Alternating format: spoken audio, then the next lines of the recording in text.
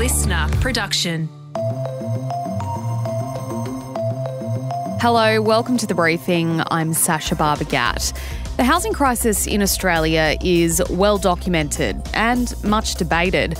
All sides of politics have their own ideas to tackle rising rents, supply issues and soaring house prices, from assisting first home buyers to increasing the number of new builds. But on the ground, the feeling is that it's all just kicking the can down the road, and a lot of the solutions fail to address the sometimes dodgy and underhanded tactics used by our country's real estate agencies. So, is it time for a royal commission into the real estate industry? And would that make a meaningful dent in fixing the housing crisis? As far as a royal commission would be indicating there's something illegal going on, and I don't believe there is. In today's briefing, we kick off the first of a three-part series asking this question, and we start with a top real estate executive to get his take. First though, let's get into the headlines with Bension Siebert. It's Monday, March 11. Good morning, Sasha. A US military ship is heading towards Gaza on a mission to build a temporary port to supply aid and supplies to the Strip. In a statement, the US Central Command said the vessel left the US state of Virginia less than 36 hours after President Joe Biden announced they'd be supplying food to Palestinians by sea. The Pentagon has estimated it'll take up to 6 weeks to build the temporary port, as the UN warns that famine in Gaza is almost inevitable. One of the biggest challenges has been getting food and supplies into the Strip by land and air. The UN says it did try to send 14 trucks into Gaza last week, but the Israeli Defense Force turned them around and the trucks were later looted by desperate people. The World Food Programme says it's had to pause land deliveries, while on Friday there were reports 5 people had been killed by a falling aid package when its parachute failed to open properly. Meanwhile, Joe Biden has made some conflicting comments about the conflict over the weekend, telling MSNBC Israel should not invade Gaza's southernmost city of Rafah, where so many people are sheltering, and that Israel's PM Benjamin Netanyahu is doing more harm than good by killing so many innocent civilians, but that the US would never desert Israel as an ally. Israel has a right to go after Hamas. Israel also has a fundamental responsibility, though, to protect innocent civilians in Gaza. Biden has also flagged that he would be willing to go and speak to the Israeli Knesset, which is the equivalent of our parliament. And this would be a repeat of when Benjamin Netanyahu addressed the US Congress against the wishes of Barack Obama. Biden also gave his State of the Union address late last week, and we kind of saw the wash up over the weekend. And it was surprising, I think, to a lot of people to see that Joe Biden was very passionate. He seemed very, I'll use the word awake. He gets the term Sleepy Joe quite a bit.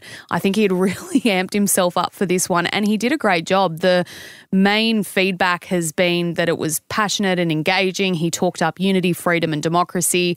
He also managed to poke fun at his own age. The issue facing our nation isn't how old we are. It's how old are our ideas. Donald Trump also promised to post a running commentary to the State of the Union address on his social media platform, Truth Social. He did label Biden's speech as angry, polarising and hate-filled, which I think goes against what a lot of the critics have been saying of Biden's State of the Union. But Trump's commentary was also marred by glitches, which is nothing new for Truth Social. And he also put these Snapchat filters over Biden and Kamala Harris's face. So kind of a childish approach, I suppose, to something that has been celebrated by critics. A man has died in a suspected overdose, and at least 2 others have been rushed to hospital from 2 separate music festivals in Victoria over the weekend.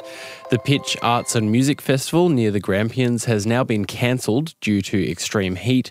A man in his 20s was airlifted from the event yesterday with reports that he has since died. 2 other men have reportedly been taken to hospital after suspected overdoses at the same event. Meanwhile, at the Esoteric Festival in Donald in the state's northwest, 2 men in their 30s and 40s also had to be treated. Yeah, and it has been hot in the southern states, Bension, over the weekend. As you would know, you're in our Melbourne office down there. Look, the early autumn heat wave did cancel today's Moomba parade in Melbourne. Temps are set to hit 37 degrees today. Adelaide is also sweltering with a forecast top of 38 degrees. Now, Hobart had its hottest night in 112 years over the weekend, but the hot temps there have now subsided. Yeah, it's been really hot over the weekend here in Melbourne, and we know that high temperatures do make MDMA in particular much more dangerous because it can increase your internal body temperature. Now, we're definitely not advocating taking MDMA, and if you do, drink a moderate amount of water and seek help if you're feeling like you're overheating. Look after your friends, guys. Meanwhile, we haven't heard much from Victorian Premier Jacinta Allen about the potential for introducing pill testing in the state since she pledged to, quote, seek more information about it following a series of hospitalisations at music festivals in January. Pill testing trials are, however, active in the ACT and in Queensland. Kensington Palace has released the first official photo of Kate Middleton since she disappeared from public duties following abdominal surgery. The image, which was taken by William, shows the Princess of Wales with her 3 kids, alongside a message from her thanking her well-wishers for their support over the last 2 months. The photo was released to mark Mother's Day in the UK. Now, aside from a sketchy pap photo last week, Catherine hasn't been seen since Christmas, and it was announced by the palace in January that she was stepping back from royal duties until Easter to undergo abdominal surgery. But nevertheless, the internet has become obsessed with speculating on Kate's condition and whereabouts. I saw this really blowing up on TikTok over the last couple of weeks. I know that the palace is pretty tight-lipped when it comes to the medical procedures of its staff, of its royals. But yeah, I think this was definitely a well-timed PR move. And the Oscars have been hit by a plagiarism scandal hours before the event's kickoff. Screenwriter Simon Stevenson says The Holdovers, which is nominated for 5 gongs, including Best Film, is remarkably similar to his movie Frisco, which was shopped around in 2013 but never picked up. He's written to the Writers Guild of America with the complaint, claiming line-by-line plagiarism, and says the evidence is overwhelming. He also claims he can prove the director of The Holdovers has read his script in the past. The New York Post claims that the Writers Guild of America told him it's not a guild issue, but has advised Stevenson to seek legal advice.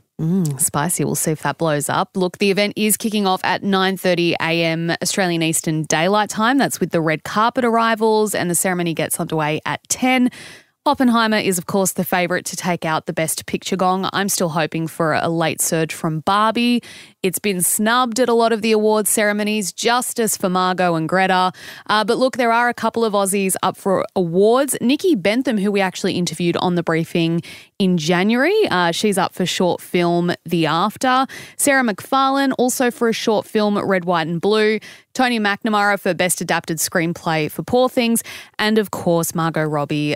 She hasn't been nommed for Best Actress, but she is up for Best Picture with Barbie. So, I mean, I'm not going to say it's not going to happen. We'll wait and see. 10 a.m. We'll find out. All right, thanks, Bension. Now let's get into today's deep dive on the real estate industry. And first off of this 3-part series, we are talking to a real estate agent.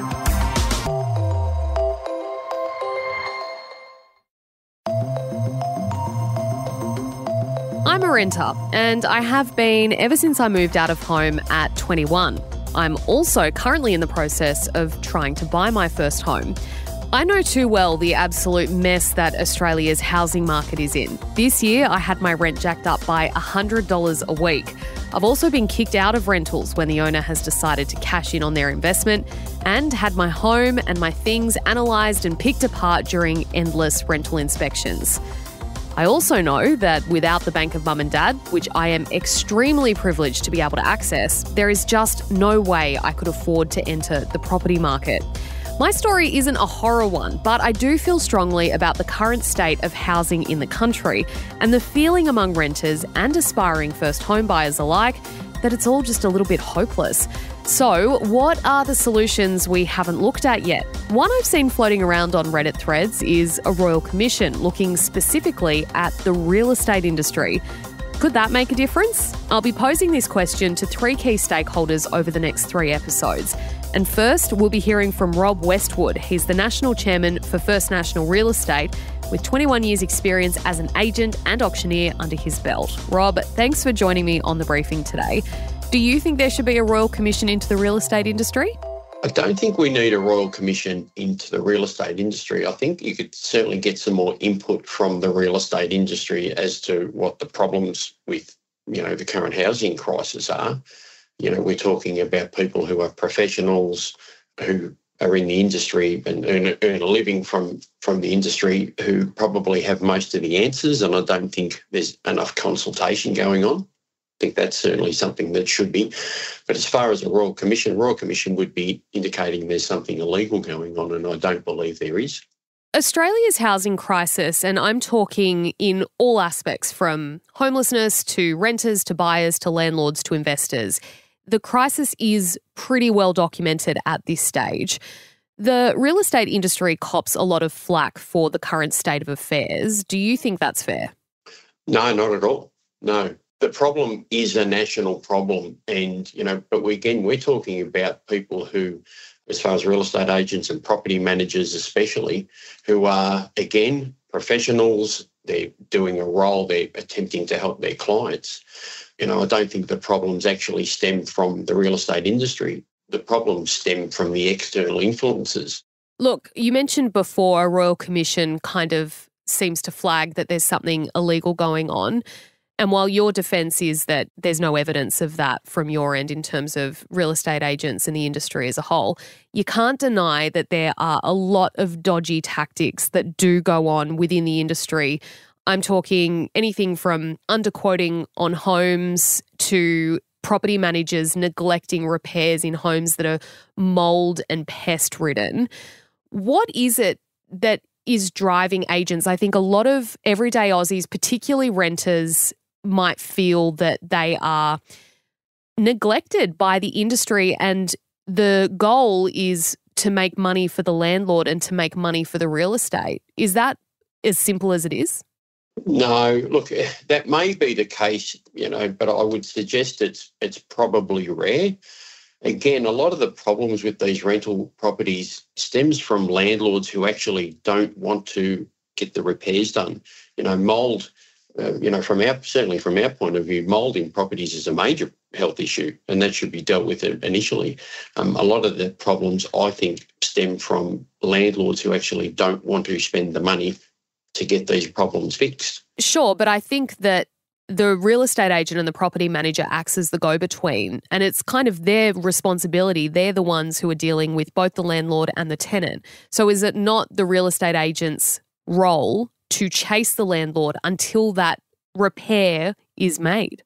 Absolutely it is. And often we get to the point where when a landlord is refusing that, we'll release that property back to the general market and just tell them that we can't basically manage their property anymore unless they get it done. The compliance it's a law. You have to have it done. Unfortunately, there's no real police to make sure that this stuff is done. We rarely have problems with this from our point of view anyway. Yeah, no, I suppose I'm speaking generally, not specifically about First National, but generally in terms of the real estate industry. You can't deny the flood of social media posts from tenants who have had their maintenance requests refused year on year and then only get a letter in the letterbox saying, hey, your rent's about to go up by $100 a week, effective from 90 days from now. So I guess that's my next question is, the cost of renting in Australia has continued to grow. Projections are seeming to hint that we'll see a kind of flatlining this year. However, I have seen cases, and we did have a listener actually reach out with this very question, of real estate agents choosing to up the rent without actual authorization from the landlord. I mean, you said there's no police, quote unquote, to keep an eye on this stuff. Is that what's needed then for the real estate industry? Is some sort of inspector to go out and make sure that people who are renting are being protected and looked after? Oh, I believe so, yeah. And I think that could probably come from the industry bodies, from the real estate institutes. There's one in every state of Australia.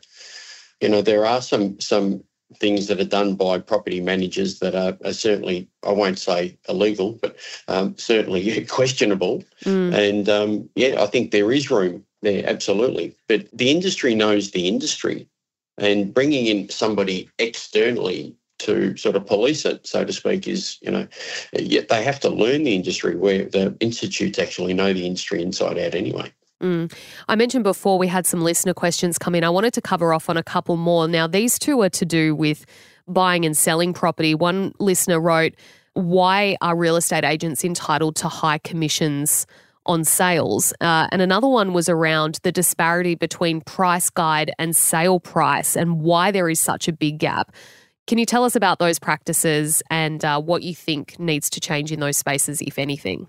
The price guide, you can say that a property is worth a certain figure, but competition will push it further and well beyond what even we think properties are worth. So the price guides are generally worked off comparable sales. So that information should be right. It should be certainly within 10% of what the agent thinks it's selling for.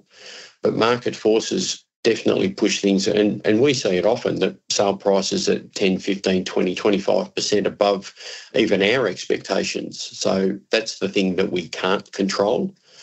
The other question you asked was about commissions, and I don't know what you consider to be a high commission, but commissions are anywhere between 1.5% and 2.5%. Considering we are experts and we are professionals, I actually think they're quite well justified.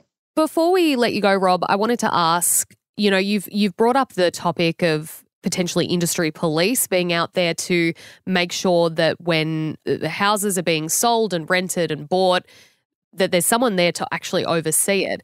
What else would you like to see change in the real estate industry over the next decade? Or do you think it's going pretty well and all of these criticisms are kind of just blown out of proportion? I think the criticisms are warranted. I certainly think that underquoting is a problem in the industry. I think that's certainly something that could be much better monitored. But again, there's nobody who's actually checking on that. They certainly do indicate, the government does indicate that they are, but I don't know that they're doing that effectively. As an industry as a whole, again, it comes back to the fact that we are professionals. And if you've got a happy tenant, you've got a happy landlord, then things do tend to go along a bit better. I think the rental crisis are people actually looking for the best possible position for them to be as far as where they want to be for work and so forth, or should they be looking to a little bit sort of further out, maybe a little bit of a different suburb maybe, and do they have all their ducks in a row when they're starting the process, certainly to buy and to rent? Do they have all their references in place? Have they tidied up their social media? Are those things that agents are looking at and maybe not accepting their applications based on what they can see behind the scenes? Sorry, before we let you go, the social media comment stood out to me. Is that something that real estate agents are actively doing when they're vetting potential tenants for properties? They certainly do. They check everything. That's their responsibility. You don't want the wrong people in your rental properties. And I myself have had, tenants in my own personal properties that have gone pear-shaped, and, it is a nightmare to get them cleaned up in the end. I'm talking about getting people removed from properties and so forth. It's a minefield that way. I think it's important that people understand a property manager's job is to manage that investment for that landlord. And, that means making sure that there's money in the bank when their loan needs and their rates need to be paid and so forth. And a lot of these investors that we're talking about are not people who have got millions and millions of dollars. They're parents who have got a property. They might be getting a 4% return on their investment, but they're paying 6 or 7% interest at the bank. So there's not a big bundle of cash there. So it gets harder and harder for those investors to keep those properties going. And hence a lot of them are selling at the moment, which is contributing to that shortage. So, but I think as the property managers, their main job there is to make sure that the property is managed effectively and that everybody's happy along the way. I see that point, Rob, but also, you said it yourself, it's an investment. Investments are inherently risky, and we're playing with a basic human right, which is housing. The whole idea is that if your investment isn't working for you, for whatever reason you can't afford it, well then you sell it. You don't then play with the emotions and the home of someone who is relying on that just to put a roof over their head. I think also, though, when people are looking to sell their investment properties, they're often looking at maximising what they get out of it. So they're tending to sell them vacant, fix them up, give them a coat of paint, replace the carpets and so forth, and maximise what they get out of it. They're going to have to pay capital gains tax on it anyway. So, we are seeing that a bit, which is, again, contributing to that shortage of housing. That was the National Chairman of First National Real Estate, Rob Westwood, speaking with me there. Thank you so much for listening today. Be sure to share your thoughts with us on the state of the real estate industry in Australia by getting in touch with us on Instagram at The Briefing Podcast, and join our brand new broadcast channel Behind the Briefing, where a bunch of today's listener questions came from. I'm Sacha Barbour Gatt. See you next time.